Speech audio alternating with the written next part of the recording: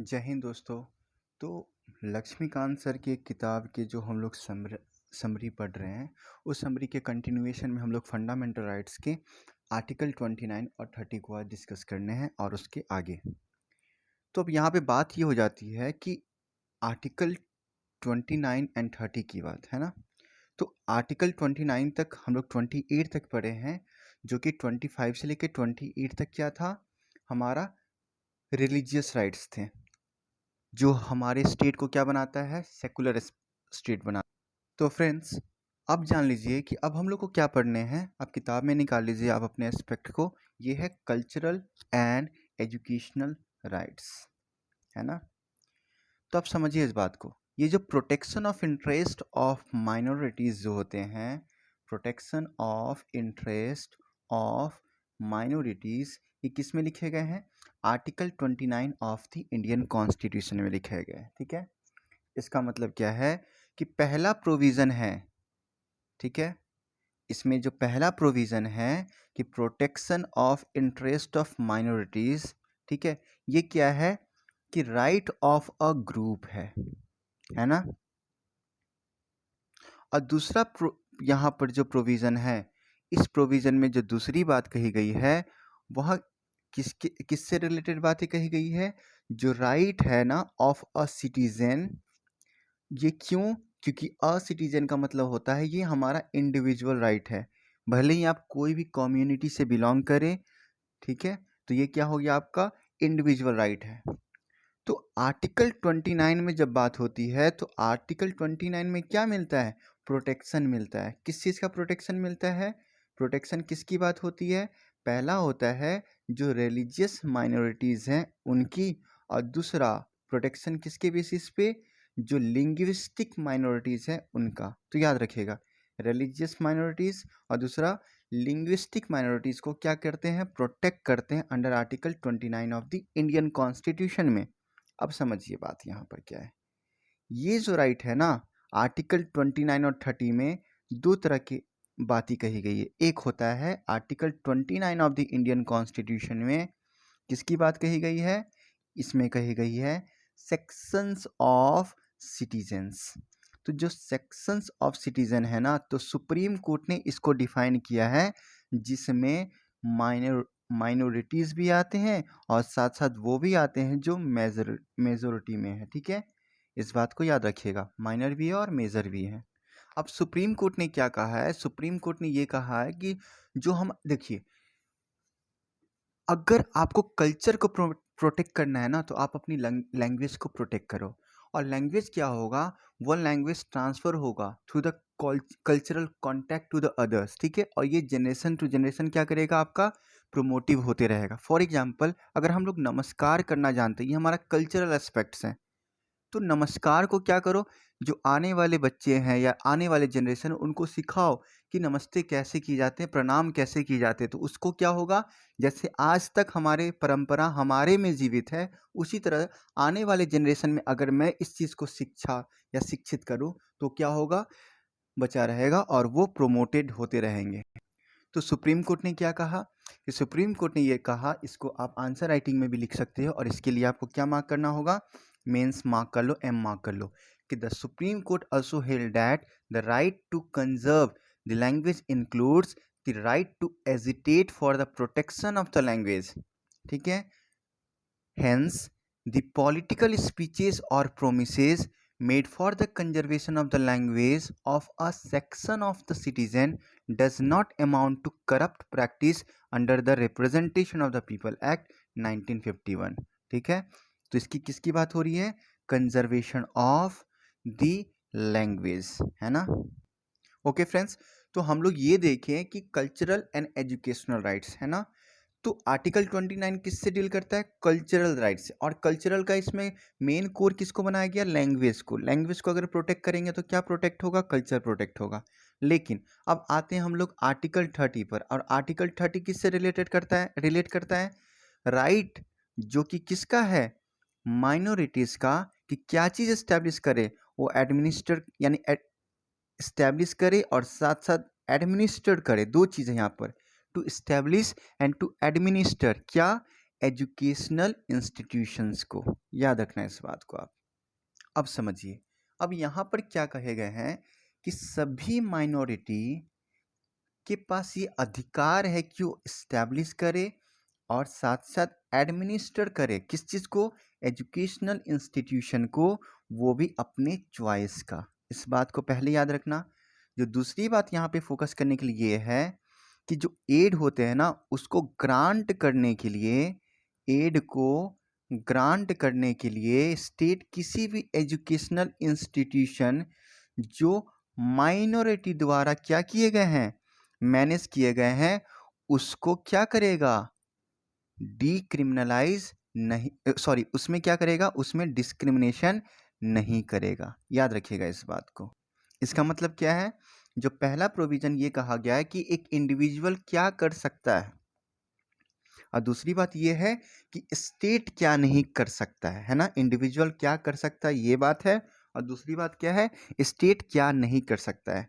अब इस बात को आप याद रखिएगा, ये जो प्रोटेक्शन है ना, जो under article 30 of the constitution में है, या कन्फाइंड सिर्फ किसको है, माइनॉरिटीज़ को है। इसका मतलब क्या है, यहाँ पर माइनॉरिटीज़ किसके बेसिस पे है, जो रिलीजन के बेसिस पे है या लिंग्विस्टिक के बेसिस पे है, इस बात को याद रखिएगा। लेकिन आर्टिकल 30 जो है ना, वो किसके लिए नहीं है, वहाँ एनी सेक्शन ऑफ सिटीजन के लिए, नहीं है। इसका मतलब क्या है कि जिस तरह under article 29 of the Indian constitution, ये पीटी का डायरेक्ट क्वेश्चन और फेवरेट क्वेश्चन भी काफ़ी बार बन चुका है, कि अंडर आर्टिकल 29 किसके लिए है, section of, any section of citizen के लिए, जैसा कि सुप्रीम कोर्ट ने भी कहा। लेकिन आर्टिकल 30 किसके लिए नहीं है, article 30 any section of citizen के लिए नहीं है।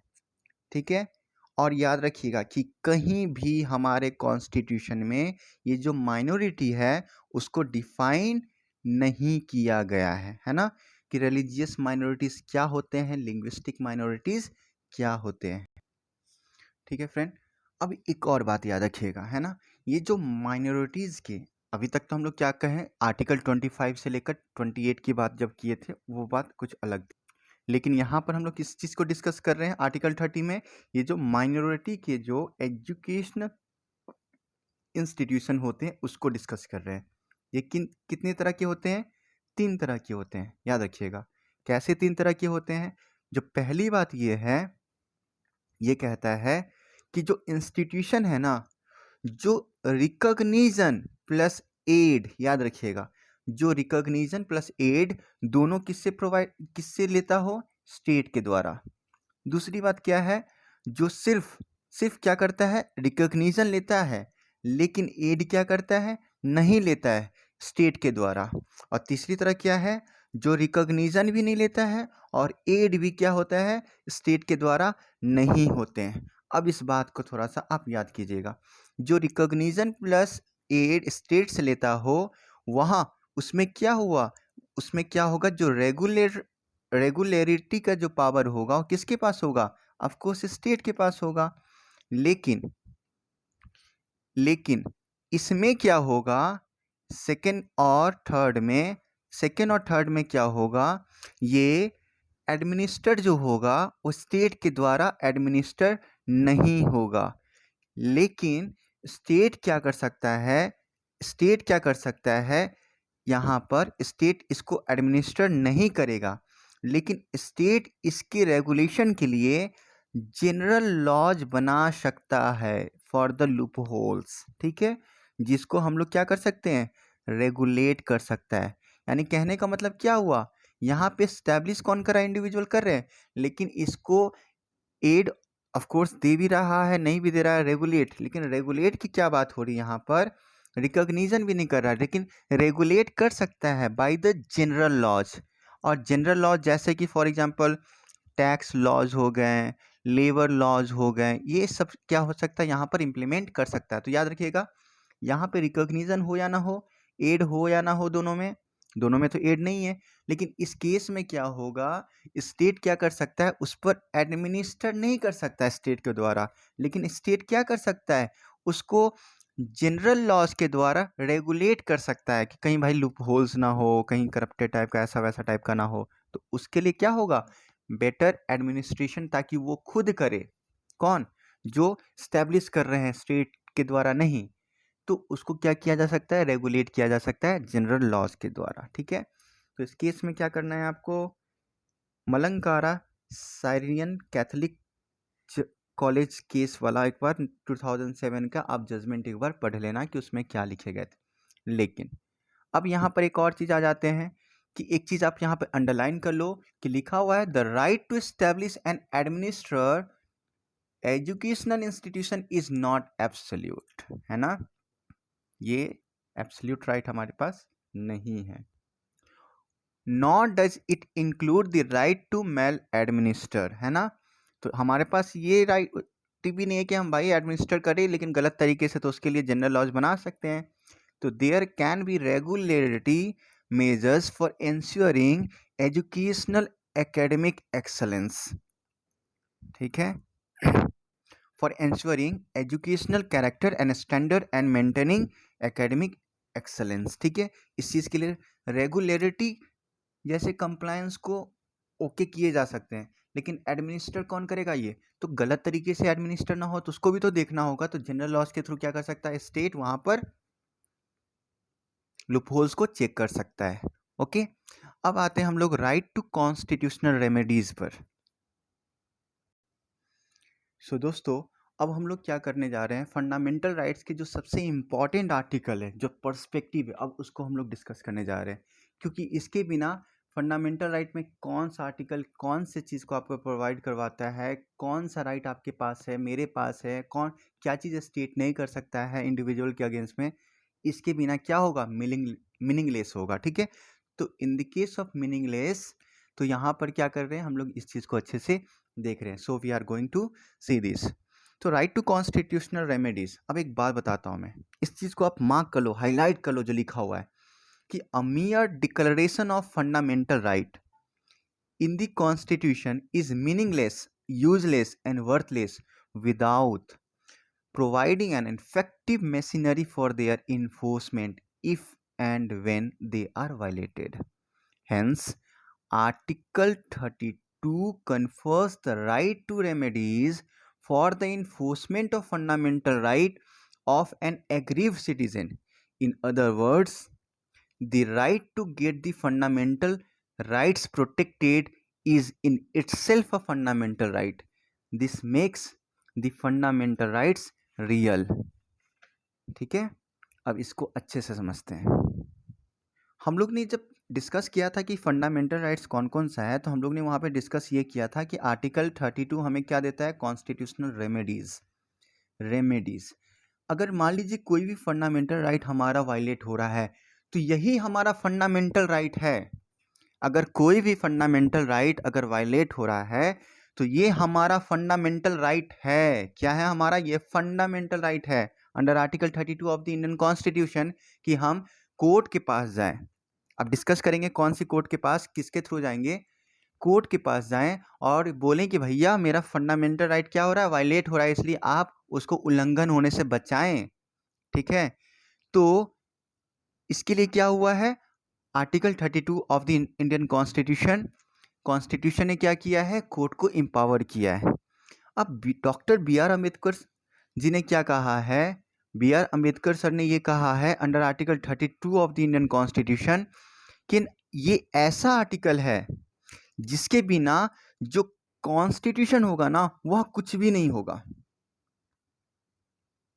ठीक है, बिकॉज फंडामेंटल राइट क्या है, it is the law of the most fundamental of all these laws,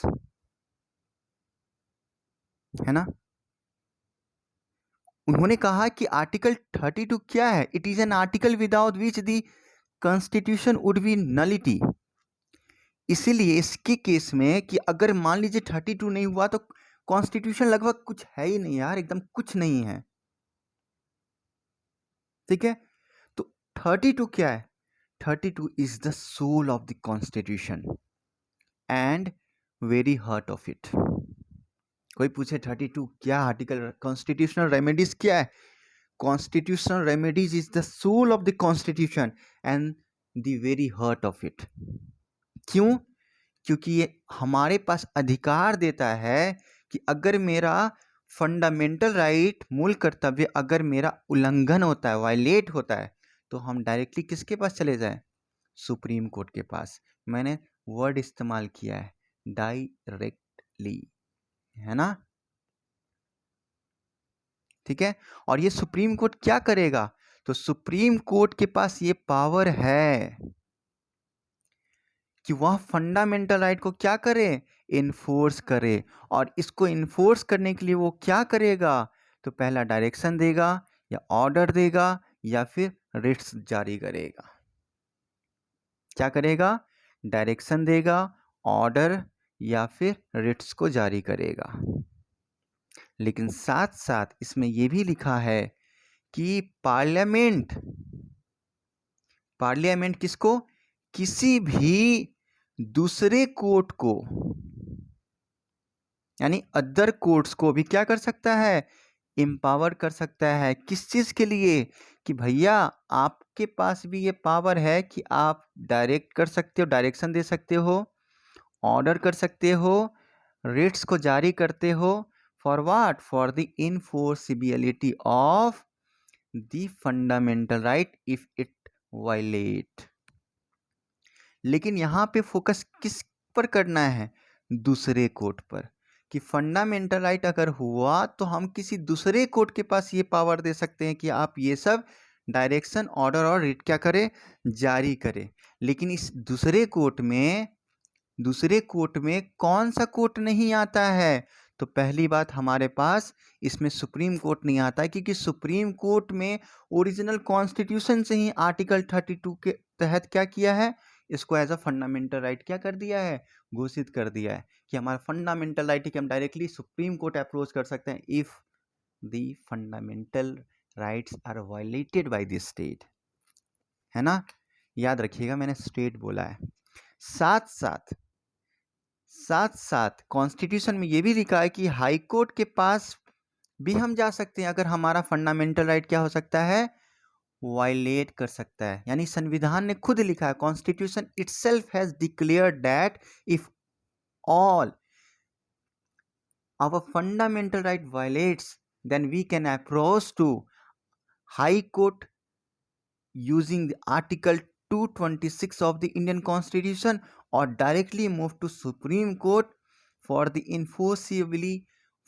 enforcement of the fundamental right using article 32 of the Indian Constitution, which provides the right of constitutional remedies and which is a fundamental right of the individual. अब समझिए इस बात को कि हम लोग कहाँ move कर सकते हैं? We are having right to move to supreme court. ठीक है। अब याद रखिए, अब हम right to move to supreme court, इसको सस्पेंड नहीं किया जा सकता है, इसको सस्पेंड नहीं किया जा सकता है। लेकिन ऑफ कोर्स कुछ तो लिमिटेशन है इसमें, एक्सेप्ट वर्ड का लिमिटेशन इसमें। किस चीज का लिमिटेशन है? एक्सेप्ट वर्ड का लिमिटेशन है। और वो एक्सेप्ट वर्ड क्या है? एक्सेप्ट क्या है उस केस में? एक्सेप्ट ये है,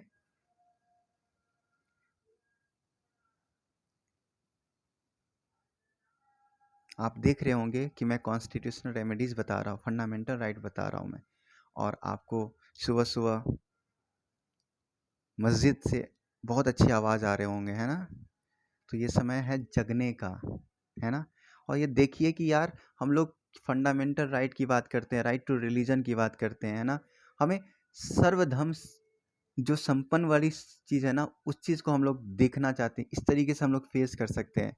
वो भी क्या कर रहे हैं? अपने रिलीजन को प्रोपोगेट कर रहे हैं, कन्फेस कर रहे हैं, कंसाइंस कर रहे हैं ना? और कितना अच्छा लगता है। अटल बिहारी वाजपेयी कहा करते थे, क्या कहते थे? कि मुझे गर्व है कि मैं हिंदू हूँ, मुझे गर्व है कि मैं हिंदू हूँ। लेकिन मैं अपने शब्दों में उनकी बातों को कहता हूँ कि मुझे गुरूर है, मुझे घमंड है कि मैं भारतीय हूँ, है ना? क्योंकि सिर्फ हम लोग हिंदू इस चीज़ को नहीं देख सकते हैं, बल्कि हम धर्म क्या होता है? धर्म जो होता है ना, वह ध्री धातु से यानी कि ध्री वर्ड से लिया गया है। और ये क्या होता है, इसका मतलब होता है धारण करना, यानी अपनी अच्छाई के लिए इंसान जो भी धारण करता है उसको ही हम लोग क्या कहते हैं, उसको हम धर्म कहते हैं।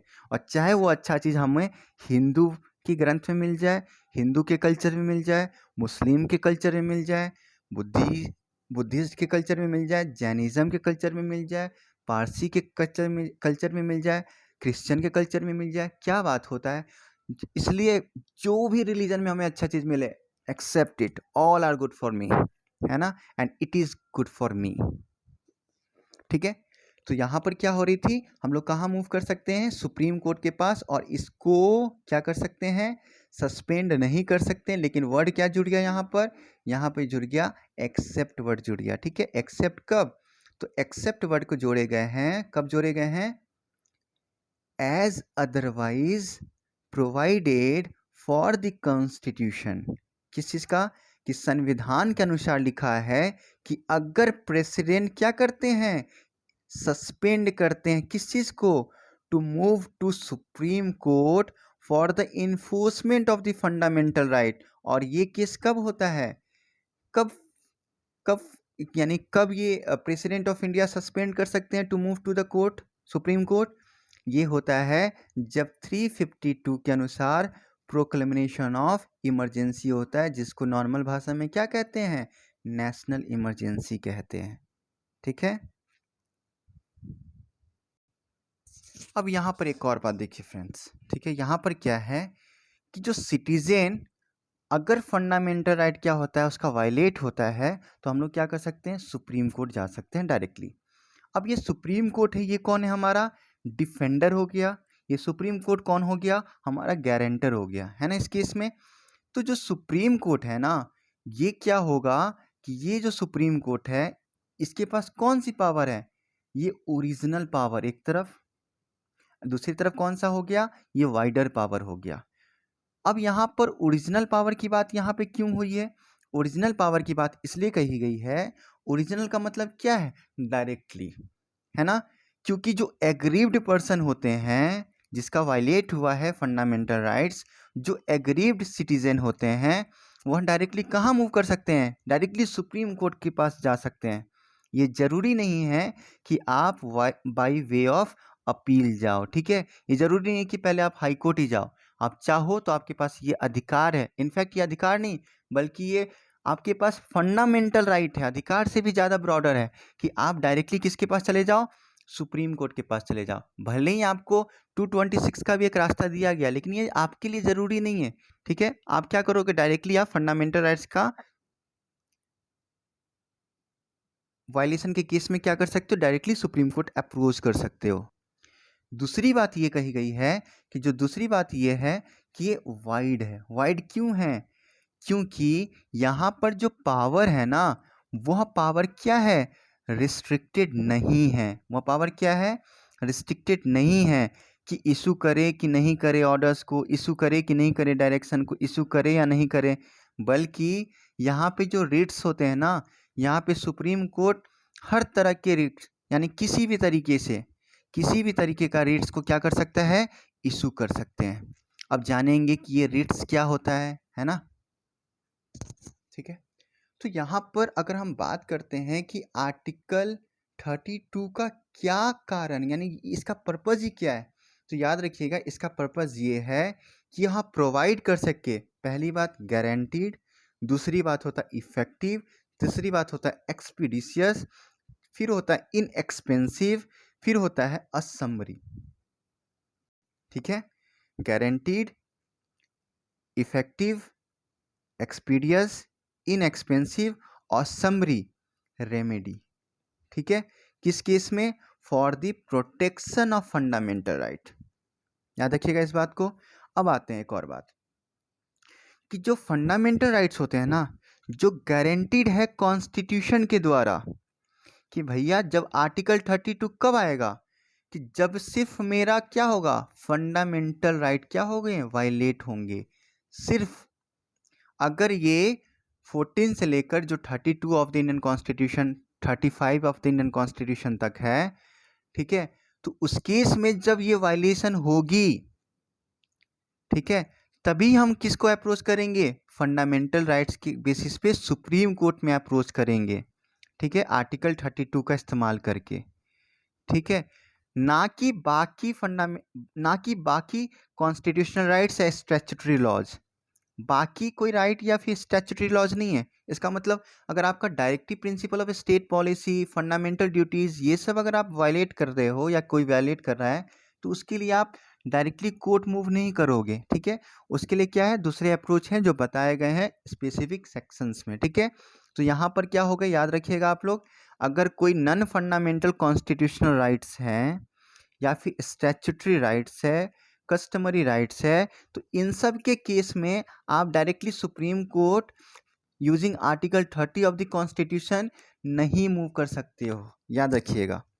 तो इसका मतलब क्या हो गया, ओवरऑल अगर हम ये देखें कि जो आर्टिकल 32 है ना, उसको इन्वोक नहीं किया जा सकता है सिंपली यह डिटरमिन करने के लिए कि जो एग्जीक्यूटिव ऑर्डर है, यानी कि article 32 of the Indian constitution can not be invoked simply to determine the constitutionality of an executive order or a legislation unless, इस बात को आप याद रखिएगा, unless it directly infringes any of the fundamental rights। जब तक आपकी fundamental rights ही violet नहीं होगा, तब तक आप 32 का इस्तेमाल करके सुप्रीम कोर्ट अप्रोच नहीं कर सकते हैं, याद रखिएगा इस बात को। इसका मतलब कि दूसरे राइट्स नॉन फंडामेंटल, यानी जो फंडामेंटल राइट्स नहीं है उसको कहते हैं नॉन फंडामेंटल कॉन्स्टिट्यूशनल राइट्स, जो कॉन्स्टिट्यूशनल है लेकिन नॉन फंडामेंटल। अब एक सवाल ये आता है कि जो आपका right to property under article 31 था, उसको क्या कारण था कि वहाँ पर आप क्या चले गए, वहाँ से, यानी कि part 3 of the Indian constitution से हटाकर part 12 of the Indian constitution में रख दिए गए हैं आर्टिकल 300A में। ये इसलिए क्योंकि इसके बाद क्या हुआ, ये फंडामेंटल राइट नहीं हुआ, इसके बाद ये क्या हो गया, सिर्फ नॉन फंडामेंटल कॉन्स्टिट्यूशनल राइट्स रह गए। तो फंडामेंटल राइट होता तो क्या होता, इंडिविजुअल स्टेट के अगेंस्ट में कहाँ जा सकता था, डायरेक्टली सुप्रीम कोर्ट जा सकता था using article 32 of the Indian constitution. और ये जो फंडामेंटल राइट होता है ना, वह क्या होता है ultimately, it is the negative implication of the state. वो ये बताता है कि ये जो स्टेट है वह क्या नहीं कर सकता है, तो उसको इन्फोर्सेबल के लिए क्या होता है, अल्टीमेटली कहीं ना कहीं स्टेट को झुकना पड़ता है, ठीक है, थ्रू यूजिंग डायरेक्शंस, ऑर्डर्स या rates by the Supreme Court using Article 32 of the Indian Constitution, because Supreme Court is the defender, Supreme Court is the guarantor of the fundamental rights using article constitutional remedies। अब एक बात बता दीजिए, संविधान में ये लिखे गए हैं कि आर्टिकल 32 के अनुसार हम डायरेक्टली सुप्रीम कोर्ट के पास चले जाएंगे, चलिए बात सही है, लेकिन आपका इंडियन कॉन्स्टिट्यूशन के जो आपको जो पोजीशन है, आपको केसेस पेंडिंग की बात तो आपको पता ही होगा। तो ओवरऑल केस पे बात ये हुआ है कि सुप्रीम कोर्ट ने ये कहा है कि जहाँ पर रिलीफ जो होगा यूजिंग आर्टिकल 226 हाई कोर्ट से अगर मिल जाए, है ना, तो हम उस केस में सबसे पहले किसको अप्रोच करेंगे, हाई कोर्ट में अप्रोच करेंगे, ठीक है। अगर वहाँ से अगर आप सहमति नहीं जताते हैं तब आप क्या कीजिएगा, सुप्रीम कोर्ट में आइएगा, ठीक है। तो इस बात को आप याद रखिएगा। तो इस केस में क्या होगा, जहाँ पर रिलीफ हमें हाई कोर्ट से मिल जाए तो सबसे पहले क्या करना है, हाई कोर्ट के पास जाना है ना। भले ही आपके पास डायरेक्टली 32 के अनुसार सुप्रीम कोर्ट जाने का फंडामेंटल राइट है for the enforcement of your fundamental rights, but supreme court has given a condition to do so, and that is that if we can find the relief using 226 directly from the high court, then we should or we must move to high court first for the implementation of the violated fundamental rights। तो इस चीज़ को आप याद रखिएगा। अब यहाँ पर दो चीज़ का इस्तेमाल हुआ है अगले पैराग्राफ्स और अगले कुछ पैराग्राफ्स में, ठीक है। एक बात हुआ यहाँ पर, क्या सुप्रीम कोर्ट के पास ओरिजिनल पावर है for the issuance of the fundamental rights writs या ऑर्डर या डायरेक्शंस, क्या सुप्रीम कोर्ट के पास एक्सक्लूसिव पावर है? तो इस चीज़ पे आप फोकस कीजिएगा। ओरिजिनल का मतलब होता है कि आप डायरेक्टली क्या करोगे, डायरेक्टली सुप्रीम कोर्ट के पास आप अप्रोच कर सकते हो। तो सुप्रीम कोर्ट ने बोला यस आप अप्रोच कर सकते हो, यानी कि हमारा कॉन्स्टिट्यूशनल राइट्स है, हमारा फंडामेंटल राइट है कि हम सुप्रीम कोर्ट के पास क्या कर सकते हैं, डायरेक्टली अप्रोच कर सकते हैं अगर हमारा राइट्स क्या हो रहा है, fundamental rights. Never use terms rights, use full terms, that is fundamental right. अगर वायलेट हो रहा है तो हम लोग क्या कर सकते हैं, डायरेक्टली सुप्रीम कोर्ट के पास जा सकते हैं। और सुप्रीम कोर्ट क्या करेगा, डायरेक्शन, ऑर्डर्स और रिट्स को क्या करेगा, वहाँ पर रिट्स के थ्रू क्या करेगा, इम्प्लीमेंट करने की कोशिश करेगा अगर वायलेशन होता है तो। ये तो ओरिजिनल है, लेकिन क्या ये एक्सक्लूसिव है? एक्सक्लूसिव का मतलब होता है कि ये क्या राइट सिर्फ क्या सुप्रीम कोर्ट के पास ही है ना। एक्सक्लूसिव का मतलब है क्या सिर्फ, एक्सक्लूसिव का मतलब है क्या सिर्फ। तो आंसर है नहीं। क्यों? क्योंकि ये राइट जो है संविधान के खुद, यानी कि बाय द ओरिजिनल कॉन्स्टिट्यूशन क्या किया गया है, 32 को तो दिया ही गया है ओरिजिनल, लेकिन साथ साथ ये कंकरेंट पावर है। कंकरेंट पावर का मतलब क्या है, ये अधिकार किसको और दिया गया है, तो हाई कोर्ट को भी दिया गया है यूजिंग आर्टिकल 226, कि वो क्या कर सके, कि वो भी क्या कर सके, डायरेक्शंस, ऑर्डर और रीट को क्या कर सके, रीट को इशू कर सके for the implementation of the fundamental right जो भी वायलेट हुए हैं। तो एक्सक्लूसिव नहीं है, कंकरेंट है। लेकिन ओरिजिनल है, यस ओरिजिनल है। तो अब आते हैं हम लोग 32 में जो बार बार एक वर्ड इस्तेमाल हो रहा है वो है हमारा रिट्स। उसके टाइप क्या हैं, उसके स्कोप्स क्या हैं, उसको जानते हैं। ठीक है, अब क्या करते हैं हम लोग फ्रेंड्स, अब हम लोग रेट्स के बारे में जानते हैं, उसके टाइप और स्कोप। लेकिन उससे पहले जो एडिशनल नॉलेज है रेट्स का उसको हम लोग जान लेते हैं। अब क्या हुआ कि 1950 से पहले, 1950 से पहले क्यों, because this is the date of, this is the year of commencement of the constitution, है ना, implementation of the constitution of India. तो इससे पहले क्या होता था कि सिर्फ Kolkata, Bombay and Madras high court के पास ये पावर ये था जो क्या कर सके, रीट को इशू कर सके, है ना, रीट को क्या कर सके, इशू कर सके। लेकिन अब क्या हुआ 1950 के बाद, क्या हुआ, सभी हाई कोर्ट के पास ये पावर दे दिया गया कि भैया आप भी क्या कर सकते हैं, रेट्स को इशू कर सकते हैं। ठीक है, अब ये जो इशू करने का जो तरीका है हाई कोर्ट वगैरह को या कोर्ट्स वगैरह को, ये ऑफ कोर्स कहाँ से लिए गए हैं, ये इंग्लिश लॉ से लिए गए हैं। बिकॉज ब्रिटिशर्स हमारे थे जिसको माई बाप कहा जाता था पहले, तो ठीक है, तो इसको इंग्लिश लॉ से क्या किया गया है, बोरो किया गया है। और इसको क्या कहे जाते हैं, इसको कहे जाते हैं प्रीरोगेटिव रिट्स। याद रखिएगा इस बात को, इसको क्या कहते हैं, प्रीरोगेटिव रिट्स कहते हैं। ठीक है, अब इंग्लिश में क्या होता है, इंग्लैंड में, कि वहाँ पर मोनार्कियल सिस्टम ऑफ गवर्नेंस है, तो डेमोक्रेसी तो है वहाँ पर, लेकिन वहाँ पर रिपब्लिक नहीं है ना। जैसे कि हम लोग क्या कहते हैं, we claim that we are sovereign, we are socialist, we are secular, we are democratic and we are republic. लेकिन ब्रिटिश के कॉन्टेक्स्ट में क्या होता है, सोवरेन तो है, सोशलिस्ट तो है, लेकिन सेकुलर यहाँ पर क्या है, निगेटिव एस्पेक्ट से है। डेमोक्रेटिक वो भी है, लेकिन वो रिपब्लिक नहीं है। वो क्या है, वो हम मोनार्कियल फॉर्म ऑफ गवर्नमेंट को क्या करते हैं, प्रैक्टिस करते हैं। तो याद रखिएगा इस बात को, ठीक है, कि कैसे ब्रिटिश सिस्टम हमारे सिस्टम से थोड़ा सा अलग है as far as the nature of the government is concern. तो जो इंग्लैंड होता है ना, इंग्लैंड में क्या होता है, किंग द्वारा, आज भी किंग को क्या कहा जाता है, फाउंटेन ऑफ जस्टिस कहा जाता है। ऐसा माना जाता है कि किंग और क्वीन जो होता है ना, they can make no wrong. तो उसके सिस्टम को हम अच्छी तरह से जानेंगे, लेकिन उसको जानने से पहले हम लोग क्या करते हैं कि जो एस्पेक्ट सुप्रीम कोर्ट या हाई कोर्ट को है किस चीज से रिलेटेड, रिट्स इशुएंस से, उसके बीच में क्या कर सकते हैं, थोड़ा सा हम लोग कॉमन पॉइंट्स और यानी कि जो डिमेरिट बोलना सही नहीं होगा, जो डिफरेंसेस पॉइंट है उसको जान लेते हैं। ठीक है, तो कॉमन पॉइंट्स तो हम लोग डिस्कस कर चुके हैं, लेकिन समझिएगा इस बात को कि ये जो सुप्रीम कोर्ट है ना, ये जो सुप्रीम कोर्ट है, यह सिर्फ फंडामेंटल राइट के इन्फोर्समेंट के लिए ही रिट्स को क्या कर सकता है, इशू कर सकता है।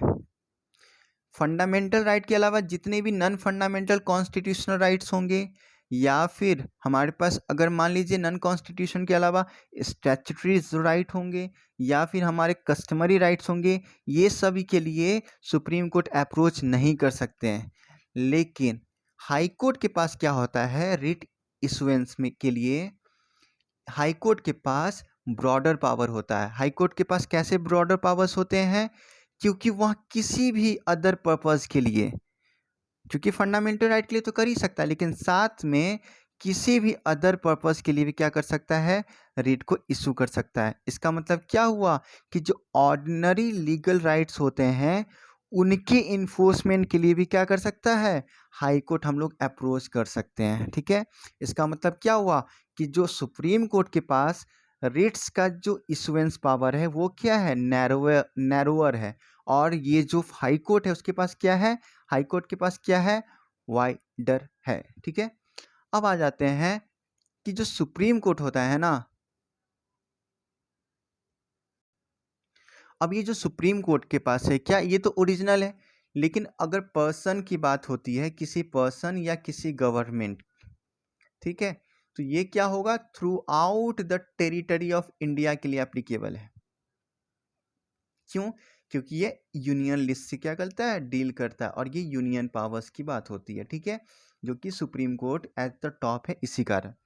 लेकिन अब हाई कोर्ट क्या होता है, हाई कोर्ट उन्हीं सब्जेक्ट पर इम्प्लीमेंट करेगा जो कि स्टेट लिस्ट में है। तो स्टेट लिस्ट में जितना जुरिडिक्शन है उसी के बेसिस पर अगर कोई राइट्स है, अगर वो वायलेट हो रहा है तो हम लोग क्या करेंगे, article 226 of the Indian constitution, जो टेरिटरी ऑफ इंडिया के लिए नहीं बल्कि territory of the regional state, जैसे state of Bihar, state of UP, state of Maharashtra, state of Nagaland, state of Rajasthan, state of Jammu and Kashmir, इसके लिए होता है। इसका मतलब क्या हुआ, जो हाई कोर्ट होता है ना, तो अगेंस्ट द पर्सन जो रिजाइड करते हैं, या फिर अगेंस्ट द गवर्नमेंट या अथॉरिटी जो लोकेट है with in its territorial jurisdiction, इस बात को याद रखिएगा, only or outside its territorial jurisdiction only if the causes of action arises within its territorial jurisdictions। ठीक है, अगर मान लीजिए जो इम्प्लीमेंटेशन हुए हैं या फिर जो वायलेशन हुए हैं उस टेरिटरी में, जैसे फॉर एग्जांपल हम लोग ने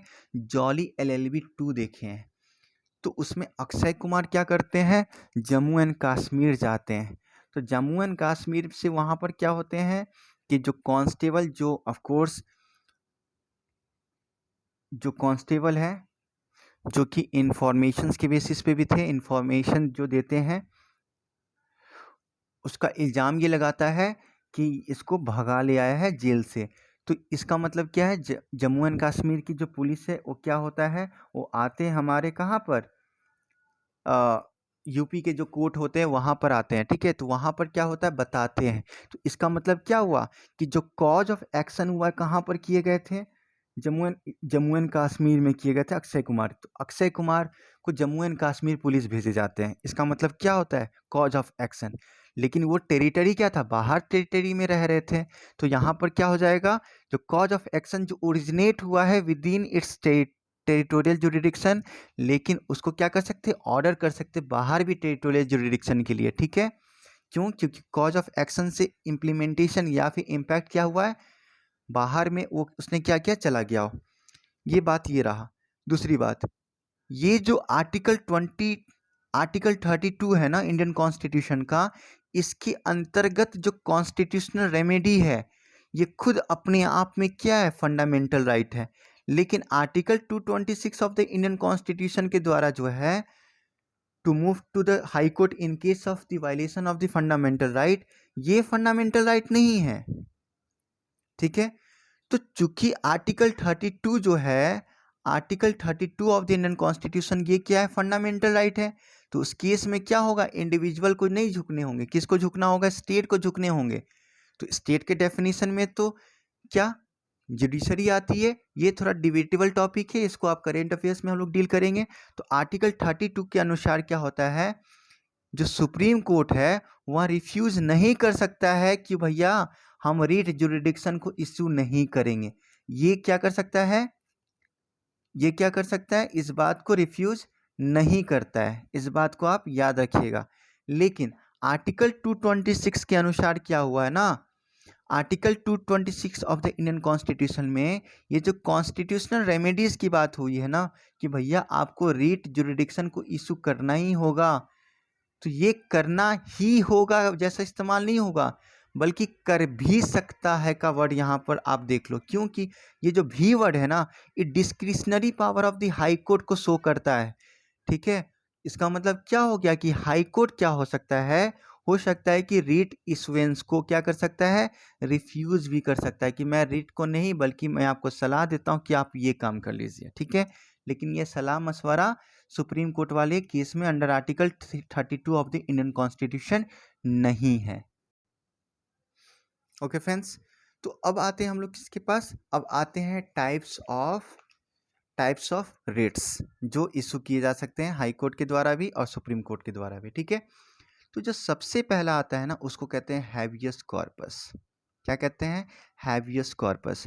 हैबियस कॉर्पस का मतलब होता है, याद रखिएगा, कि to have the body of, ठीक है, इंडिविजुअल, जो भी पर्सन के नाम लेते हैं। तो यहाँ पर क्या है, हैबियस कॉर्पस। हैबियस कॉर्पस में क्या होता है, to have the body of, याद रखिएगा इस बात को। इसका मतलब क्या है, इस चीज को आप अंडरलाइन कीजिए, कि it is an order issued by the court to a person who has detained another person, detained another person to produce the body of the latter. ठीक है, किसके, अनदर पर्सन का, before it. This writ is a bulwark of the individual liberty against the arbitrary detention. इस चीज को याद रखिएगा, आप समझिए। इस चीज में क्या होगा कि ये काम तो भाई पब्लिक अथॉरिटी भी कर सकता है, साथ साथ प्राइवेट इंडिविजुअल भी कर सकता है। तो ये जो रीट जुरिडिक्शन का जो पहला हैबियस कॉर्पस है ना, ये प्राइवेट अथॉरिटी के अगेंस्ट में भी हो सकता है, और साथ साथ ये प्राइवेट इंडिविजुअल के भी हो सकता है। तो पब्लिक अथॉरिटीज के भी अगेंस्ट हो सकता है, प्राइवेट इंडिविजुअल के हो सकता है। अब सवाल ये है कि ये कहाँ नहीं होगा। तो ये जो नहीं होगा, अगर मान लीजिए अगर डिटेंशन लॉफुल हुआ तो वहां पर नहीं हो सकता है। ठीक है, अगर डिटेंशन लॉफुल हुआ तो। दूसरी बात, अगर लेजिस्लेचर या कोर्ट के लिए कंटेम्प्ट हो, ठीक है, तो उस केस में नहीं हो सकता है। अगर डिटेंशन जो होगा, अगर डिटेंशन जो होगा किसी कॉम्पिटेंट कोर्ट के द्वारा लगाए गए हैं, तब उस केस में नहीं होगा। अगर डिटेंशन जो होगा, अगर डिटेंशन कोर्ट के जुरिडिक्शन के अगर बाहर हो, तो उस केस में भी हैबियस कॉर्पस नहीं हो सकता है। तो चार कंडीशन आप याद रखिएगा। दूसरी बात जो आता है यहाँ पर, वो है मैंडेमस का। तो मैंडेमस का मतलब क्या होता है, वी कमांड। ठीक है, इसका मतलब क्या होता है, इसका मतलब ये होता है कि ये कोर्ट द्वारा पब्लिक ऑफिशियल के लिए क्या करेगा, कमांड करेंगे, और उसकी ऑफिशियल ड्यूटी उसको क्या कहेगा कि भैया आप अपने ऑफिशियल ड्यूटी को अच्छे से क्या कीजिए, परफॉर्म कीजिए। इसका मतलब क्या हुआ कि किसी भी पब्लिक बॉडी, किसी भी पब्लिक कॉरपोरेशन, किसी भी इंफीरियर कोर्ट, किसी भी ट्राइब्यूनल, किसी भी गवर्नमेंट को ये बात कहे जा सकते हैं कि आप अपने ऑफिशियल ड्यूटी को क्या करो, अच्छे से परफॉर्म करो। ये क्या था, वी कमांड, जो कि मैंडेमस का था। लेकिन इस बात को और याद रखिएगा आप, क्या बात को याद रखिएगा, कितना बात याद रखिएगा, कि कोर्ट कब इशू नहीं कर सकता है। तो पहली बात क्या है, ये किसी प्राइवेट इंडिविजुअल या बॉडी के अगेंस्ट में नहीं कर सकता है। दूसरी बात क्या है, ये सारा कुछ याद रखिएगा कि किसके अगेंस्ट में कर सकता है, किसके अगेंस्ट में नहीं कर सकता है। कि जब ड्यूटी क्या हो, जब ड्यूटी क्या हो, डिस्क्रिशनरी है, मैंडेटरी नहीं है, तो उस केस में इशू नहीं कर सकता है। अगर प्रेसिडेंट है या गवर्नर है तो उसके अगेंस्ट में नहीं कर सकते हैं। या फिर चीफ जस्टिस होंगे किसके, हाई कोर्ट के, चाहे वो एक्टिंग होंगे, यानी कि चीफ जस्टिस जो हाई कोर्ट के हैं, अगर वो जुडिशियल कैपेसिटी में एक्टिंग हो, एक्टिंग क्या है, टेम्पररी बेसिस पे अगर कोई क्या है कि चीफ जस्टिस है हाई कोर्ट के, तो उस केस में इसको इशू नहीं किया जा सकता है। जो तीसरा रिट जुरिडिक्शन है उसको कहते हैं प्रोहिबिशन। तो प्रोहिबिशन क्या होता है, टू फॉरबिड, याद रखिएगा। हम लोग ने 3 देख लिया, habeas corpus to have the body of, दूसरा है आपका मैंडेमस वी कमांड, ठीक है। और आपने क्या देखा कि जो हैबियस कॉर्पस है पब्लिक के भी अगेंस्ट में, या फिर आप यानी पब्लिक अथॉरिटी के भी अगेंस्ट में, प्राइवेट इंडिविजुअल के भी अगेंस्ट में हो सकता है, लेकिन हैबियस ये मैंडेमस सिर्फ पब्लिक अथॉरिटी के अगेंस्ट में होगा, प्राइवेट इंडिविजुअल के अगेंस्ट में नहीं। और तीसरा है आपका प्रोहिबिशन। प्रोहिबिशन क्या होता है, टू फॉरबिड। इसका मतलब क्या हुआ कि किसी भी हायर कोर्ट के द्वारा लोअर कोर्ट को या ट्राइब्यूनल को कि ये कहेगा कि भैया आप अपने जुरिडिक्शन से, यानी कि आप अपने हैसियत से ज़्यादा बढ़ रहे हैं, है ना, अपने जुरिडिक्शन से क्या हो रहा है, ज़्यादा बढ़ रहे हैं, तो आप बढ़िए मत, उसको प्रिवेंट करेगा। या फिर मान लीजिए कि ऐसा जुरिडिक्शन की बात कह रहे हैं आप, जो यानी ऐसा कोई जजमेंट दे रहे हैं या ऐसा कोई मैटर को डील करें जो आपके जुरिडिक्शन में है ही नहीं, ठीक है। फॉर एग्जाम्पल, फिलहाल पार्लियामेंट ने कोई लॉ नहीं बनाया है कि भैया आप जो सब ऑर्डिनेट कोर्ट्स होते हैं, लोअर कोर्ट्स होते हैं, कि वो जुरिडिक्शन को यानी रिट जुरिडिक्शन को इशू करे। अब उस केस में क्या होगा, अगर मान लीजिए इशू कर दिया तो क्या होगा, वो क्या करेगा, प्रोहिबिशन, कि भैया आपके पास ये जुरिडिक्शन है ही नहीं। तो इसका मतलब क्या हो गया कि जो मैंडेमस होता है उसके अनलाइक, यानी कि दस unlike mandamus that directs activity, the prohibition directs inactivity, है ना। कहने का मतलब क्या हुआ कि मैंडेमस ये बताता है कि क्या करना है, और प्रोहिबिशन क्या बोलता है कि क्या आपको नहीं करना है, ठीक है। तो याद रखिएगा ये किसके अगेंस्ट में हो सकता है, या सिर्फ जो जुडिशियल या क्वासाई या फिर क्वासी जुडिशियल अथॉरिटीज होते हैं, सिर्फ उसके अगेंस्ट में ये हो सकता है, ठीक है। किसके अगेंस्ट में नहीं हो सकता है, तो एडमिनिस्ट्रेटिव अथॉरिटीज़ होंगे, या लेजिस्लेटिव बॉडीज़ होंगे, या प्राइवेट इंडिविजुअल होंगे, या प्राइवेट बॉडीज़ होंगे, उसके अगेंस्ट में ये नहीं हो सकता है। इस बात को याद रखिएगा। जो फोर्थ है इन तीनों के बाद उसको कहते हैं सर्टियोरेरी, है ना, जिसका मतलब क्या होता है, टू बी सर्टिफाइड, है ना। इसका मतलब टू बी इन्फॉर्म्ड, इस चीज़ को आप याद रखिएगा। इसका मतलब क्या हुआ कि जो हायर कोर्ट है ना, हायर कोर्ट के द्वारा लोअर कोर्ट या लोअर या फिर ट्राइब्यूनल को either to transfer a case जो पेंडिंग हो किसके द्वारा, लोअर कोर्ट के पास या ट्राइब्यूनल के पास, टू इटसेल्फ और to squash the order of the latter in the case, ठीक है। तो इसमें क्या होता है, जो एक्सेस जुरिडिक्शन होते हैं या फिर लैक ऑफ जुरिडिक्शन होते हैं या एरर ऑफ द लॉज के ग्राउंड पर क्या कर सकते हैं, ये हैंड ओवर कर सकते हैं अपने हायर कोर्ट को, है ना। अब इसमें क्या होता है, प्रोहिबिशन, जैसा कि प्रोहिबिशन होता है वह सिर्फ प्रिवेंटिव है, लेकिन ये जो सर्टियोररी है ना, ये प्रिवेंटिव भी है और साथ साथ ये क्यूरेटिव भी है। याद रखिएगा ये क्या है, प्रिवेंटिव भी है और ये क्या है, क्यूरेटिव भी है। तो 1991 से पहले क्या हो गया, ये जो सर्टियोररी है ये क्या है, सिर्फ जुडिशियल या क्वासी जुडिशियल के अगेंस्ट में ही था, लेकिन 1991 के बाद क्या हुआ है, सुप्रीम कोर्ट के अनुसार यह एडमिनिस्ट्रेटिव ऑथोरिटीज के अगेंस्ट भी क्या हो सकता है, लेकिन ये किसके अगेंस्ट में नहीं होगा, याद रखिएगा, ये लेजिस्लेटिव बॉडीज या प्राइवेट इंडिविजुअल बॉडीज के अगेंस्ट में आज भी नहीं होगा।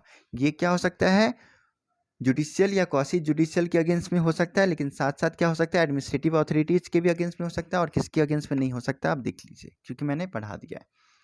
अब यहाँ पर आता है फिफ्थ कि क्वो वारंटो। ये क्या होता है, क्वो वारंटो क्या होता है कि बाई व्हाट ऑथोरिटी और वारंट। ठीक है, इसका मतलब क्या हो गया, it is issued by the court, ये इंक्वायर करने के लिए जो लीगैलिटी है of the claim of a person to a public office. Hence ये क्या प्रिवेंट करता है कि जो इलीगल काम होते हैं ना, कि पब्लिक ऑफिस के द्वारा बाय अ पर्सन के द्वारा, कि आप क्या काम कर रहे हो क्या काम नहीं कर रहे हो, इस चीज़ क्या होता है यहाँ पर होता है क्वो वारंटी के द्वारा, कि आपकी अथॉरिटी क्या है, तो आप कोई इलीगल काम तो नहीं कर रहे हो, या फिर आप ज़्यादा पावर्स तो इस्तेमाल नहीं कर रहे हो, तो ये आपकी जुरिडिक्शन में तो है ही नहीं, है ना। तो रीट याद रखिएगा, ओवरऑल क्या है कि जो रीट है ना उसको इशू किया जा सकता है, कब इशू किए जा सकते हैं, only in case of substantive public office of a permanent character created by a statute और बाय द कॉन्स्टिट्यूशन। ये किसके अगेंस्ट में नहीं हो सकता, it can not be issued in the case of ministerial office और प्राइवेट ऑफिस। इस चीज़ को आप याद रखना कि किसके अगेंस्ट में हो सकता है और किसके अगेंस्ट में नहीं हो सकता है। सो फ्रेंड्स, आज के लिए इतना ही, और नेक्स्ट क्लास में यानी कि नेक्स्ट वीडियो में हम डिस्कस करेंगे article 33 of the Indian constitution. ठीक है, तो अभी के लिए गुड बाय, जय हिंद।